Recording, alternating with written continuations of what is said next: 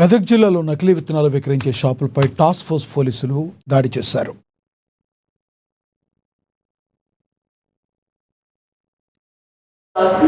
అట్లాంటి కంప్లైంట్స్ వస్తున్నాయి. సో దీని గురించి మా ఏఈఓస్ తరఫు నుంచి అవగాహన కల్పించడం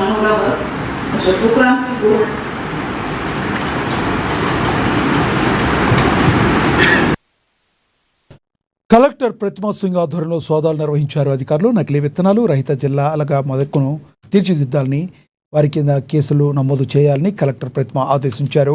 మెదక్ జిల్లాలో రైతులకు నాణ్యమైన విత్తనాలు అందేలా చూడాలని, విత్తన కంపెనీలు డీలర్లకు కఠినమైన నిబంధనలు విధించాలని సూచించారు. వానాకాలకు సంబంధించి ఎరువులు, పురుగు మందుల రైతులకు సరిపడా నిల్వలు ఉండాలని తెలిపారు కలెక్టర్. అట్లాంటి కంప్లైంట్స్ వస్తున్నాయి. బంద్ చేసి వెళ్ళిపోతున్నారు, టైం మెయింటైన్ చేయలేదు. సో రైతులకి ఇబ్బంది అయితే వాళ్ళు వేరే ఎక్కడ నుంచి తీసుకుంటున్నారు. అప్పుడు ఏమి ఛాన్సెస్ ఎక్కువ ఉన్నాయి. మనకి రెగ్యులర్ సప్లై లేక వాళ్ళు వేరే సోర్స్ నుంచి తీసుకుంటే క్వాలిటీ అంటే ఏం ఉండకపోవచ్చు. సో మేక్ షూర్ మీరు మీ లెవెల్ మీటింగ్ కన్వీన్ చేసినట్టు ఆఫీషియల్ కాకుండా డీలర్స్ కి, ఇంకా షాప్ కీపర్స్ కి, ఇంకా కొంతమంది యాక్టివ్ ఉన్న ఫార్మర్స్ కి కూడా పిలిపిస్తే మీకు ఇన్పుట్స్ వస్తాయి గ్రౌండ్ నుంచి. ఎక్కడైనా మనకి అట్లాంటి సిచ్యువేషన్స్ ఉంటాయి. So please convene this meeting mandal level, then sub division level.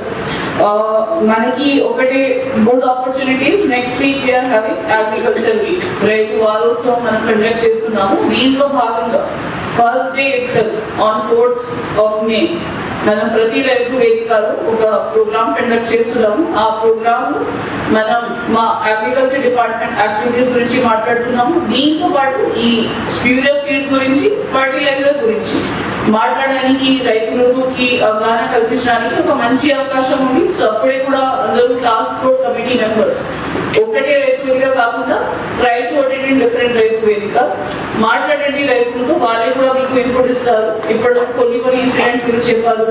Germination రాలేదు, దాని తర్వాత ఏం యాక్షన్ అయింది, ఎవరికైనా పట్టుకున్నారా, కేసు బుక్ చేశారా, అట్లాంటివి మీరు కూడా వాళ్ళకి చెప్పినా ఉంటే కొద్దిగా కాన్ఫిడెన్స్ వస్తుంది.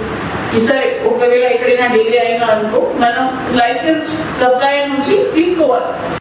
బంద్ చేసి వెళ్ళిపోతున్నారు, టైం మెయింటైన్ చేయలేదు. సో రైతులకి ఇబ్బంది అయితే వాళ్ళు వేరే ఎక్కడ నుంచి తీసుకుంటున్నారు. అప్పుడు ఏమి ఛాన్సెస్ ఎక్కువ ఉన్నాయి. మనకి రెగ్యులర్ సప్లై లేక వాళ్ళు వేరే సోర్స్ నుంచి తీసుకుంటే క్వాలిటీ అంటే